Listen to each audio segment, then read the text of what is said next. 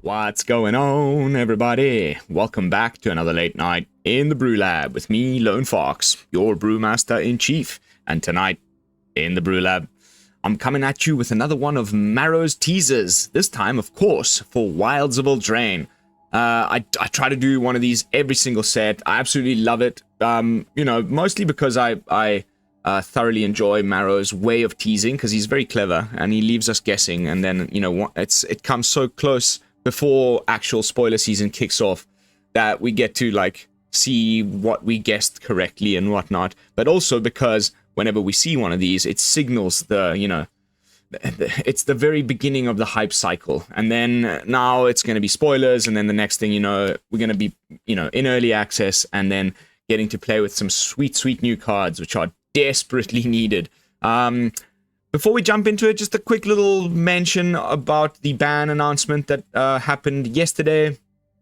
I have been under the impression, and I've been repeating myself a lot on the channel, that this big ban announcement that was going to happen was going to be the one that was going to be kind of replacing rotation, and that Wizards was going to be heavy-handed and chop up most of the top-tier decks to allow you know, space for the new cards from Wilds of Eldraine to completely change the meta and create new archetypes and new decks. And nothing. You know, as far as I'm concerned, I don't play Legacy, I don't play Modern. It's as if that ban announcement just never happened. It was just like a complete nothing. Zero, zilch, nada. And their reasoning for it was pretty, I don't know, you know, I don't want to like just rant and rave and complain about Wizards of the Coast. They're doing their job. They're trying their best. There's so many different formats, so many different ways of playing this game that they're trying to appease everybody and put a little bit of, you know, give a little love to this side of the community. And but it's never going to just make everybody happy. But I personally thought at least one or two cards from Standard would get banned. You know, pending the arrival of Eldraine. I don't know, I think I just convinced myself. I went back and reread the previous ban announcement when they banned Bankbuster and Fable of the Mirror Breaker, and I saw there that they were going to do this like yearly ban. So this is like essentially, unless there's some like ridiculously broken cards that they somehow missed in testing, the only ban announcement that's going to happen until next year, September, when we will actually get a rotation, at which point it won't even be that important to have one. Yes, there's this little window where they will, you know, they've put that window there to give themselves the opportunity to ban something should it be problematic. I believe that is on October 16th. If I've done my math correctly, it's like a few weeks after, or a month or so after the arrival of a new set. They've given themselves this like emergency ban window that's always going to be opened exactly 1 month after each set release or something like that. You know, again, in case something is so broken, like an Oko level card that needs to get hammered. But, you know, those types of bans are much rarer. So by the looks of things, we're going to be stuck with things like Wandering Emperor, Sunfall, Farewell, you know, Sheol Dread, Kumano Faces Kakazan, all the stuff that I had on like my wish list that I was, you know, before going to bed, I was doing a little prayer to Watsy and then like, you know, hoping that would be some of the bans. Nada. Zero zip zilcheroo. But anyway, now that I've gotten that little bit of off my chest, it was definitely quite disappointing, but whatever. We plow on. I'm just hoping that Wilds of Eldraine is going to be so good, so crazy, so overpowered that it's gonna shove a bunch of the already annoying decks that we've been dealing with on it. You know, I've posted a few pictures up on my Twitter of late where I went 12 matches, of which 6 were against Mono Red and 6 were against Enchantments. And then in their ban announcement from yesterday, they're like, oh, we've been monitoring Standard and the format appears healthy and diverse. And I know that they base their ban philosophies on best of 3. They don't even look at best of 1. But regardless, oh my goodness, if you think that is healthy and diverse, I don't know. But anyway, again, I promise, I'm done rambling.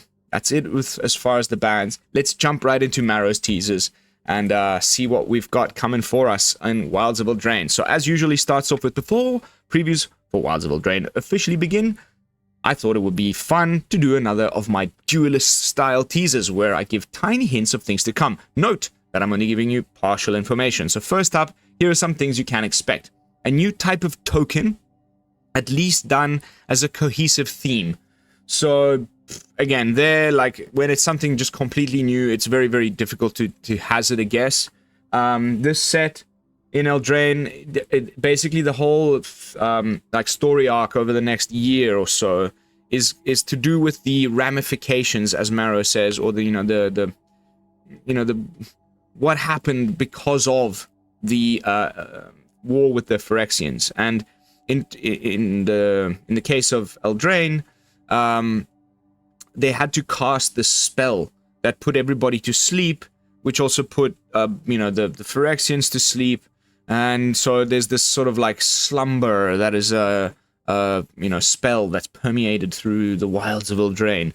And I am guessing that it'll be something to do with that. But I may be completely wrong, and I cannot wait to test my theories once we get to see some sweet, sweet spoilers. Next up, we're going to get a card that can activate to copy enchantments.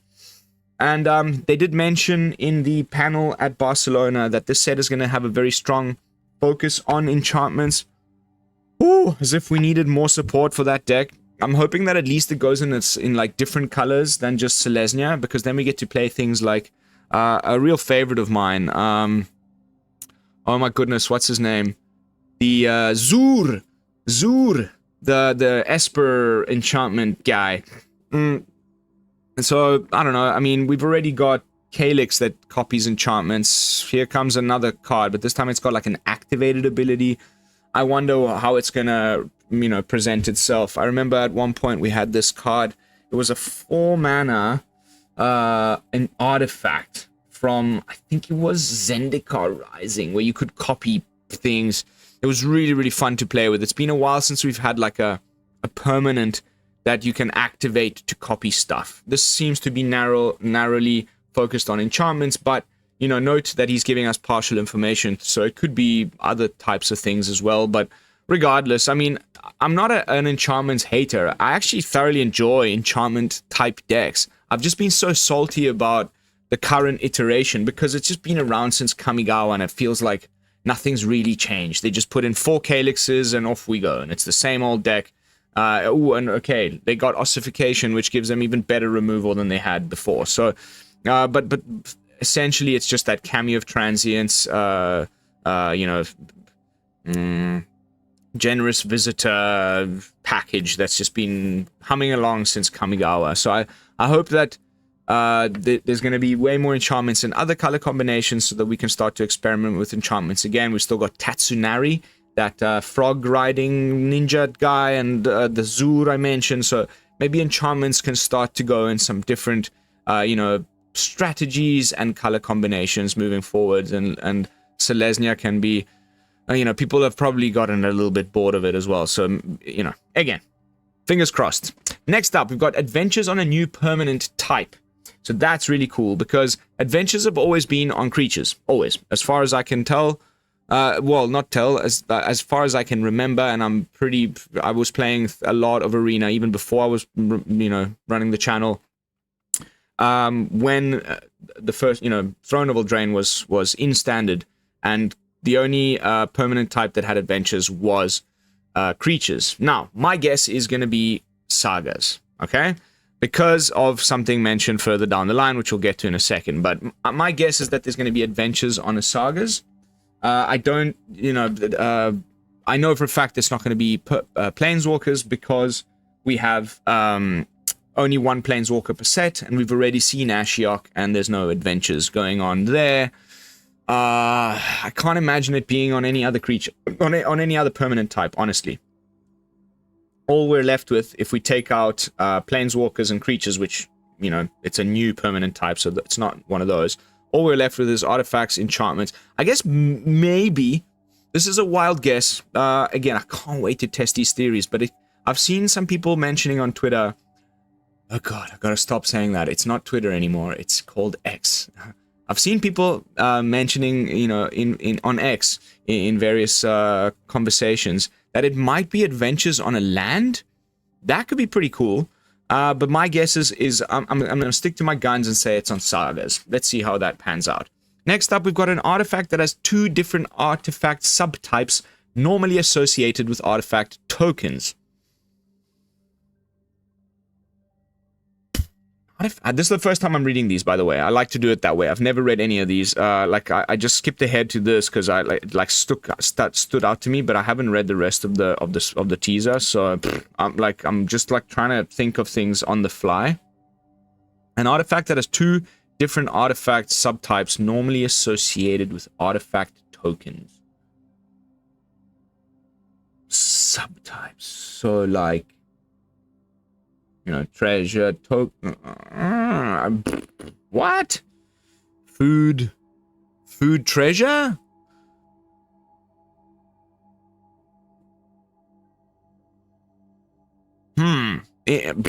No idea. Absolutely no idea. Please let me know in the comments what you think this one is, because that seems pretty interesting. We know that there's going to be food again. It's Eldraine, and we've seen some spoilers that already, you know, showcase that. So, interesting. Then we get a creature type from Alpha that gets a draft archetype. That, honestly, I cannot hazard a guess. I was not playing during Alpha, and then when I was playing, I was quite young. A lot of time has passed since then. You know, in paper, when I was playing at my LGS with my little bro back in the 90s, and so I skipped Alpha, and then I took a long gap before Arena between when I used to play as a teenager and now. So then I've like a lot of the stuff that's like deep lore of Magic. I haven't, you know, kept up to date with, honestly. So I have no idea what creature type that's only from Alpha that would suddenly, you know, again, we'll have to wait until spoilers kick off. Next up, we got Fairy Tale Sagas. This is going to be sick. So for those of you who missed the Barcelona announcement, you know, the panel that they did, each of the draft archetypes is going to be based upon a fairy tale. So we've got, from the ones I can remember, we've got Sleeping Beauty, we've got Snow White was in there, we've got Little Red Riding Hood, we've got Hansel and Gretel. What was the other one? We've got I think I can't remember the other one. I don't think he mentioned all of them in the Barcelona panel, but the point is, like, this whole set is based on that, of course, with a MTG twist to it. So I can imagine these sagas like being really, really fun. And personally, I love sagas as a type of card. So there's been a little bit of a pull back from like lots of them in a set, especially the last set. There wasn't that many. So hey, like they've already talked about the fact that enchantments are going to be a bit of a focus for this set. Now we've got these fairy tale sagas. I, for one, I'm pretty excited, especially if we can copy those sagas. We've got so many good, like, enchantment synergies. I'm really, really excited for this. Like, I can imagine it being, you know, the various chapters in Little Red Riding Hood, and then it ends with the, you know, she shoots the wolf in the head or something. You know, or the 3 little piggies, and it's going to be classic. This is the one of everything I've read so far. This is the one that excites me the most. Why it stood out to me when I was just like, I did a quick scan of the, I didn't even scroll down. I just like looked at this before I hit record, and that Fairy Tale Saga has like jumped out at me. But yeah. Next up, we got multiple legendary foods. I wonder what that's gonna mean. Like, when you sack them, you get more than 3 life because they're legendary ones, or they can, you know, obviously you can't have more than one of them on the battlefield at the same time. The only little bit of information we have about food is that, you know, the Ginger Brute guy, that's now a green card. I can't remember what it was called, but that, you know, it is a food itself, and then it makes a food token. So we know food's in the thing, but in the set, but we don't, I could not hazard a guess, but I love it how they just somehow always find like a new way of doing something. It's phenomenal. You know, complain as much as I do about what is essentially the more like corporate side of Wizards of the Coast and the running of it, and you know, that's the stuff that goes above their head at Hasbro and the profit and the shareholders and all that stuff. Like, love to complain about that, but the people at WotC and the, you know, the way they create sets, I just cannot ever fault it. I thoroughly always enjoy it. So at least there's that. If and my like blinkers on, only play standard, don't look at all the universes beyond, don't look at all of the weird secret layer drops, don't play paper. So then like most of the things people complain about just don't really affect me. And right now the only thing that is affecting me is that there's not going to be a rotation, and that was really the main reason why I love standard more than another, you know, eternal type format like Explorer, Pioneer, whatever, because the meta moves faster. It's easier for new things to happen, whereas Explorer has just been stuck in a rut for so long. There's very little innovation. It's just always the same decks for a long time. You know, the last real crazy deck that like affected Explorer was probably Greasefang, and that card was printed in Kamigawa block. So like, I don't know what it, you know, it always takes like a really ridiculous card, like let's say the Righteous Valkyrie for Angels, to like really change Explorer. Whereas standard, like a new set, definitely like creates a lot more like innovation and shifts in the meta. And now without rotation, that just needs to take so much longer, and it's definitely going to create a very power creepy environment where if they want people to actually enjoy the new set and for it to be better than, you know, and add things to the already existing sets in standard, it's going to have to be super power creepy, and that's going to keep going from Wilds of Eldraine right and through till September next year when we finally get the 3-year rotation. Let's see. What else? A new card with a lobotomy effect. This, I don't know what that means. I didn't even go and Google this because I haven't had the chance to yet. So that means that there's already something with a lobotomy effect, but I don't know what that means. I know what lobotomy means. You know, it's a terrible brain surgery that causes you to forget something specific. So I guess, you know, it's a card that will stop certain things from being allowed to be played or something to that effect. I cannot hazard a guess. If you know what the, you know, another card in the past that already exists that has a lobotomy effect is, let me know in the comments. And then anyway, I'm going to go do some little Googling after this this recording. Next up, we got a creature with 2 triggers, one for artifacts entering the battlefield and one for enchantments. This is cool. I hope it's a 2-drop. Maybe a 3-drop actually, because we've already got the Teething Wormlet. Then we can play the Patchwork Automaton, and then we can play like a 3-drop, and all of these like care about enchantments and artifacts. And the problem with the more artifact based one is I always wanted to play Michiko's Reign of Truth in the deck, because that one cares about both. So, you know, that Kamigawa little sub-theme where if you have both artifacts and enchantments on the battlefield, cool things happen. Getting a little bit of support again, it appears. So then we can start to blend together an artifact and enchantment deck. And that, and you know, when I see that it's a creature,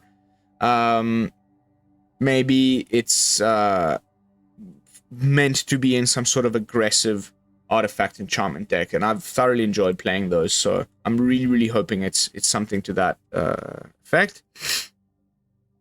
Next up, we got a new mechanic that batches together 3 items that have been in the game since alpha but never batched together. Again,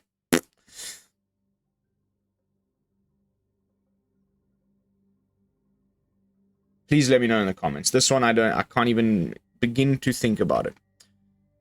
And of course, he left the most confusing one for last, as far as like things you can expect. The next section of his blogger togs are always about rules text that will be appearing on cards. So we've got a card that somewhere in the text box says, if a permanent entering the battlefield causes a triggered ability of a permanent you control to trigger, that ability triggers an additional time. So we've already got this right now.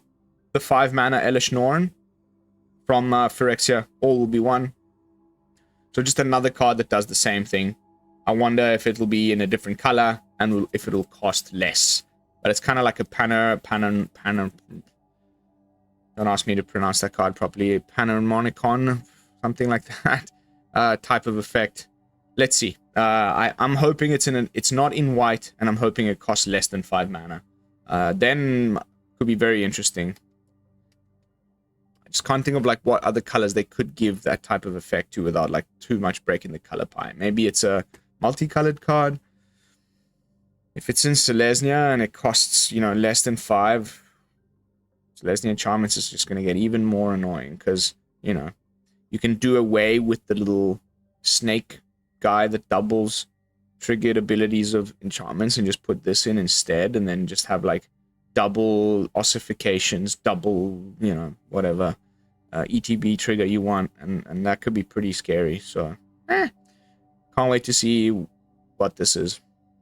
Next up, we've got a card that at some point on it says, look at the top 20 cards of your library. And imagine that being a little bit ridiculous in paper, but like in Arena, like also it's gonna have to use the little scroll wheel. I mean, even with Atraxa, we're looking at the top 7, and it's like, ooh. This is gonna allow you to look at the top 20 cards of your library. I wonder what the rest of the text box says. Like, then what do? Pick a card, put it into your hand, or I don't know. But that's the, as far as I know, the deepest delve into our library that we've been able to do in Standard for a good last like 3 years or more. So, interesting, really interesting bit of text there. I just wish to know what the rest of the card says. You know, what's the downside? What is it that you can fetch? Are you fetching, or are you just sort of rearranging like a mega scry? Or I don't know. But 20 is a lot. 20 is a big number. Next up, it produces 3 times of that mana instead. This is cool. Can't hazard a guess at all, but cool. We've got actually a card that has something similar right now. It's like an aura that you can put on legendaries, and they tap and add something. But it's not 3 times. I think that one is 2 times. So that's a big rampy type thing. Could be interesting. Maybe it's onto a land. An aura for a land. Noise. Then sacrifice all reflections you control. Maro is such a genius. So, there we go. Reflections. Is that maybe the tokens? A new type of token? Is it reflection tokens? Could be. Definitely could be. Cannot imagine what this could be. Obviously, they're going to be, you know, all reflections you control. That's probably the type of thing where like you can, there'll be some sort of deck where you're making lots of reflections and then there's a payoff for that. Maybe. But we saw in the art for the set, there was this wicked witch holding the silver apple, the crystal apple, and she had that amazing collar with the mirror on it, and her reflection was in the mirror. That's about as much as I can guess with regards to that, but again, seems interesting. Then, creatures you control with +1/+1 counters on them have all activated abilities of all creatures cards exiled with card name.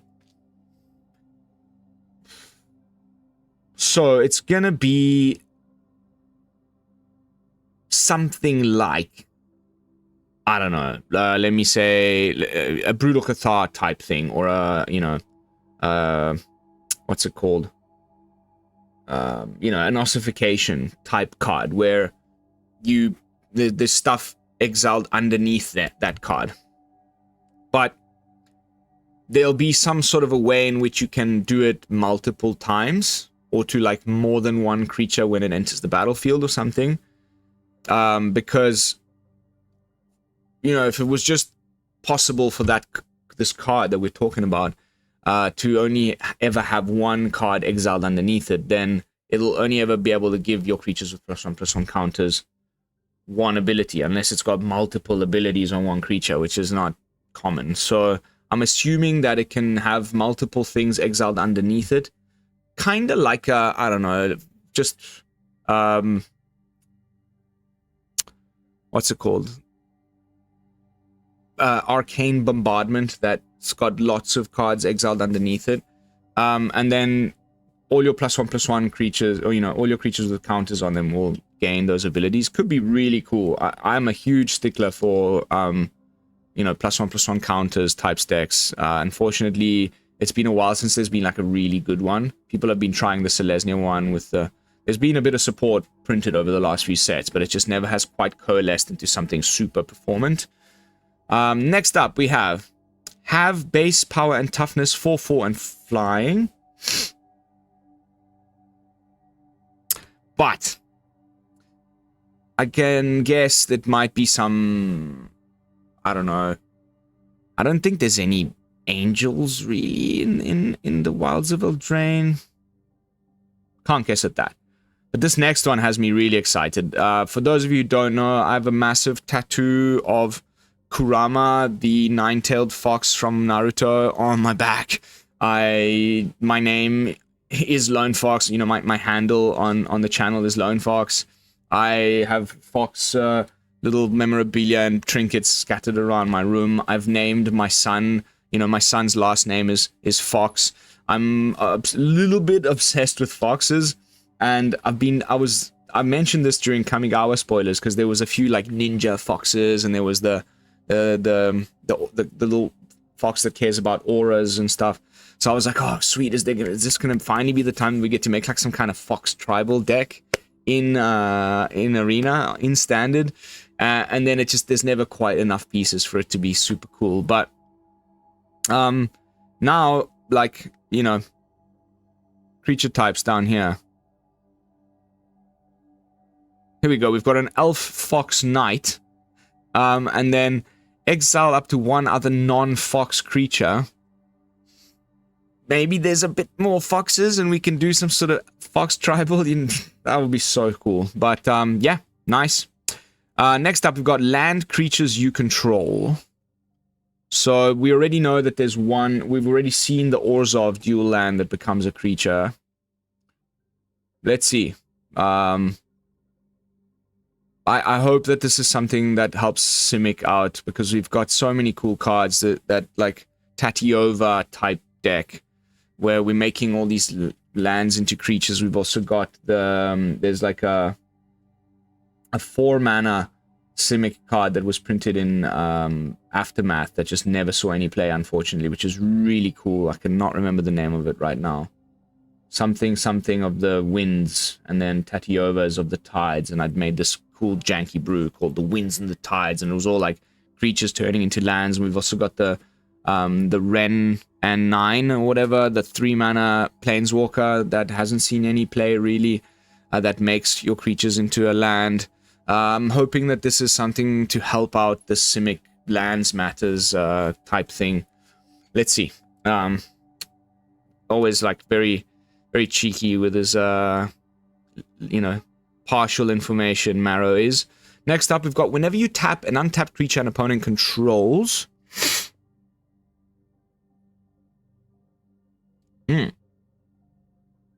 There's only a few things right now that do that. And there's no like whole archetype based around that, but I'm assuming that there will be, because of this line of text. Some sort of strategy where you're regularly tapping down opponents' creatures, and then you get some benefit from doing so. Notice the comma there at the end. Whenever you tap an untapped creature an opponent controls, yada da yada da yada. Put a +1/+1 counter on target creature you control. You know what I'm saying? So, seems interesting. Next up, we've got X is 2 plus the number of cards in your graveyards that are instant cards, sorcery cards, and or have an adventure. Cool. Cool. Again, can't hazard a guess there. Next up, we've got creature types from the set. Creature type lines from the set. We've got a creature mouse. By the way, one of the sets from next year is something like called like Slumber Horn. It's like a whole set. They showed us in the artwork. There was like this mouse standing in front of this like massive fiery wolf. What's the name of the damn set? I cannot remember. But there's a whole set where the entire plane is only populated by animals. You know, if any of you have read the Red Wall series, it's just phenomenal. When I was in my younger teens, I read the whole thing multiple times. I'm a huge fan of these like animals that are anthropomorphized and can run around with a sword and a knight's shield, and you know. But we've got a little bit of artwork from that set already from the various panels over the various last cons. Barcelona Magic Con and some other con that was most recently, and they showed off some of the artwork from this animals only set.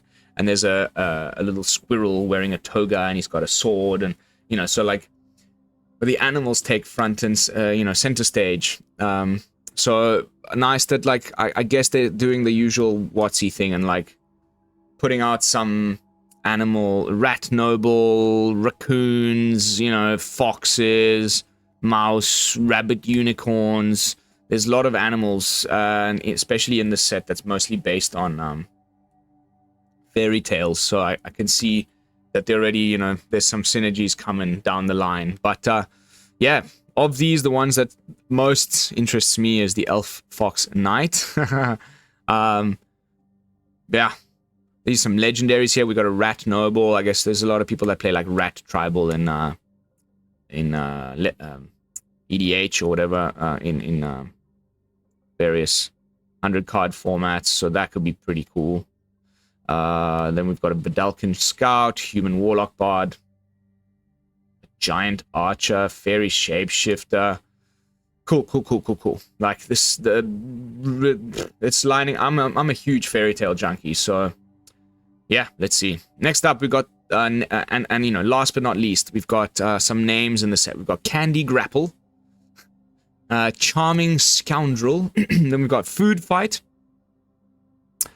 Protective Parents, Scream Puff, Stroke of Midnight, A Tale for the Ages. This has to be one of those sagas, as well as 3 Blind Mice and 3 Balls of... I'm ready to bet my bottom dollar that perhaps even these 4 are like one of these fairy tale sagas, you know. 3 Bowls of Porridge, we got Goldilocks, 3 Blind Mice, Tale for the Ages, can only guess at that one, and then Stroke of Midnight is of course from Cinderella. So I can imagine there being some cards with the, you know, the pumpkin that turns into a carriage, and you know the little mice that, you know, pilot the carriage turn into, you know, it's gonna be cool. I'm a huge stickler for this type of stuff, just as Maro is. So you know, if he got to do everything that he wanted to do, as he said in the panel for the set, then it's gonna be a wild one. And last but not least, Up the Beanstalk. That's obviously from Jack and the Beanstalk. So yeah, guys, that's it as far as Maro's teaser. I hope you enjoyed it, and of course I'll leave the link to it down below if you guys don't know where to find it. Usually, if you're not on X and you don't follow Maro, then you might struggle to find this type of information. So I'll put it in the description down below, and I'll just end off with the fact that it says that the kickoff for previous season Wild of Eldraine with the debut on August 15th, 10 a.m. PT on twitchmagic.tv official YouTube channel. So I will definitely do a reaction to that as soon as it comes out, and then I'm going to start releasing some spoiler talk episodes between now and early access, and then we're going to finally get to play with the set on, I believe it's September 7th? No, it's September 5th is digital release. So it's actually, it's less than a month away. So excitement is an understatement. But that is going to be it for tonight's episode. Thank you all so much for watching. Don't forget to like, comment, and subscribe. I will see you all in the next one. And until then, this is Lone Fox from the BrewLab, signing out. Peace, y'all.